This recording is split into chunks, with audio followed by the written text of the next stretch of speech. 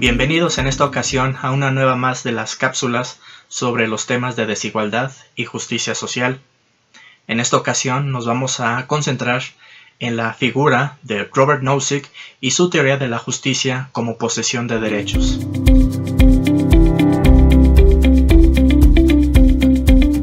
Bueno, ¿quién es Robert Nozick? Es un filósofo norteamericano que nació en Brooklyn, en Nueva York, el 16 de noviembre de 1938, hijo de inmigrantes rusos. Obtuvo su licenciatura en la Universidad de Columbia en 1959, mientras que su maestría en 1961 y su doctorado en 1963 por la Universidad de Princeton. Robert Nozick murió el 23 de enero de 2002. Es importante remarcar que obtuvo en 1969 el nombramiento de Full Professor en la Universidad de Harvard, donde dio clases prácticamente en su totalidad de su carrera académica. Entre sus obras destacan, obviamente, Anarquía, Estado y Utopía, publicada en 1974, The Examined Life, de 1989, The Nature of Rationality, en 1995, Socratic Puzzles en 1997 y finalmente Invariances, The Nature of Objective World en 2001. Bueno, algunos consideran a Robert Nozick como un autor que su mayor aportación consistió en elaborar una respuesta y una crítica a la teoría de la justicia de John Rawls, que vimos en una cápsula pasada.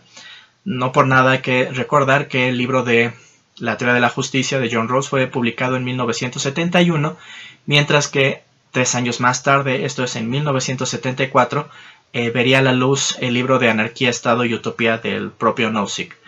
Además, hay que señalar que ambos profesores convivieron en la Universidad de Harvard en el momento en que ellos dos redactaron sus obras. Tan es así que el mismo John Rawls en su obra agradece y menciona a nuestro autor de esta ocasión, Robert Nozick, por las aportaciones y el estímulo que le proporciona a su obra. Bueno, en términos generales podríamos decir que Robert Nozick creía que la filosofía debía regresar a los grandes problemas que se habían descuidado desde la Segunda Guerra Mundial, y básicamente por concentrarse en temas más restringidos de lógica y de lenguaje. Bueno, hay muchas posturas críticas sobre el libro de Robert Nozick, pero la mayor parte de ellas están basadas en prejuicios y en el desconocimiento directo de la obra. De entrada, lo primero que habría que señalar que, en efecto, Robert Nozick sí es un defensor del Estado mínimo, pero por razones distintas a las estrictamente económicas, como las encontramos en la mayor parte de los defensores de un Estado mínimo, al menos desde la década de los 70 y específicamente de los 80 con el surgimiento del neoliberalismo. ¿Cuál es el fundamento de esta concepción del Estado mínimo? Bueno, pues una argumentación moral de los derechos humanos, de las libertades. En este sentido, Robert Nozick se opone a un Estado participativo o máximo, porque a su juicio esto atenta contra los derechos individuales y por lo tanto es algo inmoral. Bueno, ¿de qué trata su libro más importante, de Anarquía, Estado y Utopía? Bueno, básicamente de la naturaleza del Estado, de su justificación, si es que la hay, y de cuáles son sus funciones legítimas. Por lo tanto, estructura su libro alrededor de los temas de la justificación de la existencia del Estado. En ese sentido también, en segundo lugar, sostiene que ningún Estado extenso se debe de justificar, para cerrar con el planteamiento de la utopía, que es quizá el más débil y el menos relevante que de las 3 aportaciones del autor, o de las 3 partes en las que se divide la obra. Bueno, como mecanismos de argumentación, y esto es algo muy interesante y muy característico del libro de Robert Nozick, es que recurre a argumentos elaborados, a casos hipotéticos, contraejemplos, enigmas, es decir, imaginando casos, razonando cómo sería tal o cual situación, a partir del cual podemos elaborar casos concretos, o analizarlos más bien. Bueno, ¿cuál es el punto de partida de Robert Nozick? Que los individuos tienen derechos, y hay cosas que ninguna persona o grupo puede hacerles sin violar esos derechos.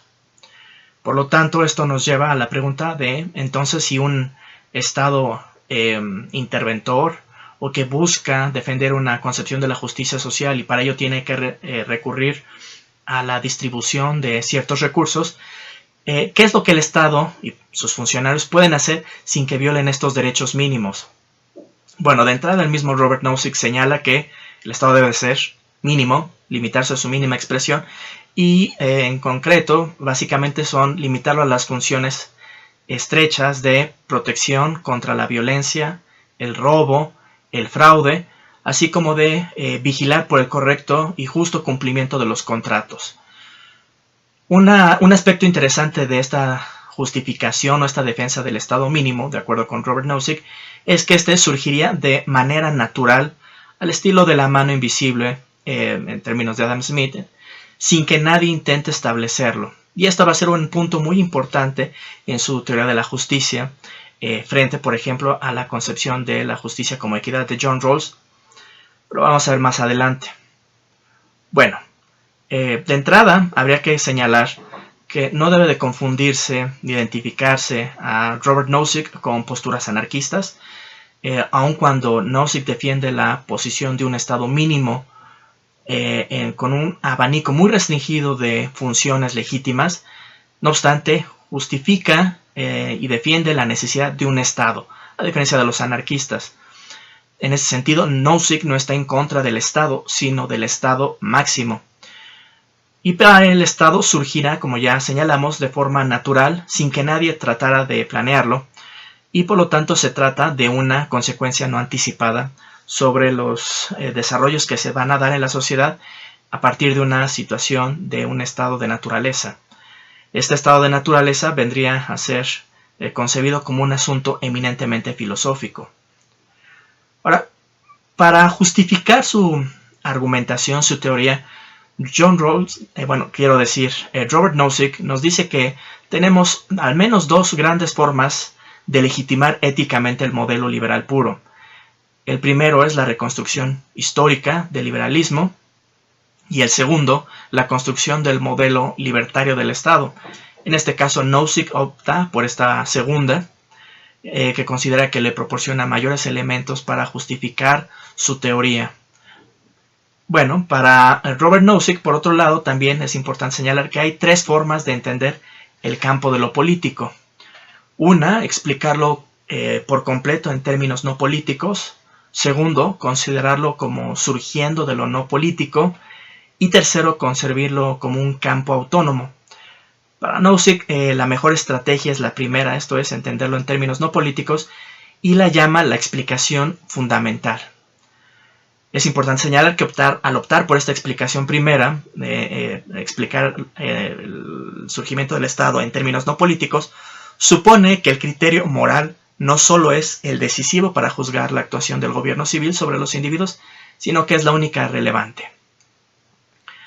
Bueno, dentro del contenido de la teoría de la justicia de Robert Nozick es importante señalar dos influencias. Una de ellas es la del filósofo político John Locke, de quien retoma la explicación del estado de naturaleza, así como la reconstrucción de los inconvenientes que surgen en esta etapa y a partir de los cuales ahí es donde toma una diferenciación de Locke, quien es un contractualista, y quien en este caso, por ejemplo, John Rawls sí seguiría este camino. En el caso de Robert Nozick, solo toma esta parte de la reconstrucción de los inconvenientes que surgen del estado de la naturaleza, pero sin llevar al paso siguiente, que es el recurso al estado contractual. Recordemos que ya dijimos que él opta por la estrategia de explicar y defender el surgimiento del Estado a partir de una consecuencia no buscada, esto es, al estilo de una suerte de mano invisible. Por otro lado, es muy importante también la influencia kantiana, en el sentido de que las personas deben ser consideradas como fines y no como medios, y por lo tanto no se les puede usar para conseguir otros fines. Y así, en este sentido, los individuos deben ser totalmente inviolables y no se les puede sacrificar por ningún motivo. En este sentido es importante señalar que a este tipo de restricciones se les podría llamar indirectas, porque no solo prohíben una acción directa que causa daño, sino también aquellas acciones que de forma indirecta e incluso de manera involuntaria pueden también causar daño. Bueno, el modelo, digamos, el modelo de la teoría de la justicia a partir del cual construye Robert Nozick su explicación consta, al menos en términos generales, de 3 grandes etapas. En la primera nosotros observamos el surgimiento en el estado de naturaleza de asociaciones de protección mutua que con el tiempo darían paso al surgimiento o al establecimiento de una asociación de protección dominante que se termina imponiendo a las demás, que nosotros podríamos, a partir de lo que señala Robert Nozick, identificarlo como estado ultramínimo. Estas 2 etapas, esto es el surgimiento de las asociaciones de protección mutua y posteriormente el de la asociación de protección dominante, constituyen el momento prepolítico, y una vez el estado ultramínimo, en este segundo momento vendría a dar paso a su vez al estado, pero bajo una concepción de estado mínimo. Básicamente, en términos generales, una de las diferencias importantes es que, a diferencia del estado ultramínimo, que simplemente se limita a la protección de aquellos individuos que son sus socios, el Estado aspira a la protección de todos los individuos, independientemente de que en un momento hayan formado parte o no de esta organización, sino que una vez que se establece propiamente un Estado, aunque sea bajo esta concepción mínima, aspira a, digamos, al alcance general global sobre todos los miembros de la sociedad. En este sentido, la justificación de las asociaciones de protección mutua consiste en que surgen para resolver conflictos entre los miembros de las asociaciones, así como entre las asociaciones mismas. De esta forma se da origen a un sistema de tribunales, de revisión de reglas sobre jurisdicción y conflicto de leyes, y en este sentido el estado de naturaleza da origen a algo parecido como estados mínimos o concretamente un estado mínimo. Bueno, para argumentar a favor de su teoría de la justicia, Robert Nozick lo primero que hace es criticar la concepción distributiva de la justicia. De entrada nos señala que esta concepción no es neutral, que refleja los prejuicios igualitarios y que presupone por lo tanto la distribución con criterios de justicia, y más aún que es el Estado el encargado de realizar esta distribución. Por lo tanto, argumenta que esto propicia la violación de la igualdad moral de los derechos. En términos generales, Robert Nozick le da por nombre a su teoría de la justicia en inglés como Justice as Entitlement, o podríamos traducir como justicia como la posesión de derechos. Bueno, ¿cuáles son estos criterios que componen su teoría de la justicia? Bueno, básicamente son 3, nos señala Robert Nozick. El primero de ellos tiene que ver con la adquisición original de las pertenencias, el segundo con la transferencia de las pertenencias de una persona a otra por medio de intercambios libres o donaciones, y el tercero la rectificación de la injusticia en la distribución de las pertenencias. Al primer criterio corresponde, el juicio de la justicia en la adquisición, al segundo, el de la justicia en la transferencia, y al tercero, el de la rectificación justa. Y es importante señalar que en el caso de este segundo criterio de justicia, de la transferencia de las pertenencias de una persona a otra por medio de intercambios libres o donaciones, es que recurre al ejemplo del célebre jugador de básquetbol de la década de los 70s, que es Wilt Chamberlain, en el sentido de que pregunta en términos hipotéticos si sería justo que en una situación en la cual, dado el enorme prestigio y la calidad de Wilt Chamberlain como jugador de básquetbol, si a la gente se le dijera que $0.25 se pagara extra por cada boleto para que jugara Wilt Chamberlain, si esto debe ser considerado justo, dado que en un tiempo futuro esto llevaría a la acumulación de cierta riqueza de Wilt Chamberlain. Entonces aquí podemos observar un ejemplo en el cual puede surgir cierta desigualdad en la distribución de la riqueza a partir de una situación en la cual las pertenencias se transfieren de forma libre de una persona a otra, ¿no? Bueno, en cuanto a la justificación de su teoría de la justicia, básicamente él va a enfrentar dos grandes criterios: el principio de la justificación lógica y el principio de la justificación histórica, que son los dos criterios, al menos en términos generales, a partir de los cuales las distintas teorías de la justicia van a basar su explicación y fundamentar su construcción teórica. Y a su vez, en el caso de los principios históricos, va a ser una división entre aquellas explicaciones que recurren a argumentos pautados y aquellos no pautados.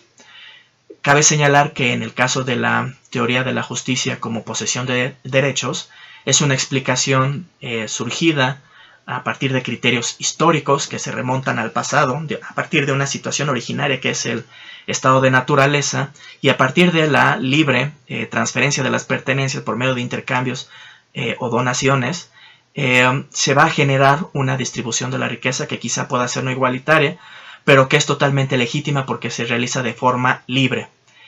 Y por el otro lado tenemos los criterios, las explicaciones a partir de criterios pautados, que básicamente son todas aquellas que recurren a una suerte de justicia distributiva en la cual el Estado tiene un papel fundamental en la asignación de esta riqueza, a partir de un criterio específico que debe de cumplir. Bueno, hasta aquí llegamos en esta ocasión. Agradezco su amable atención.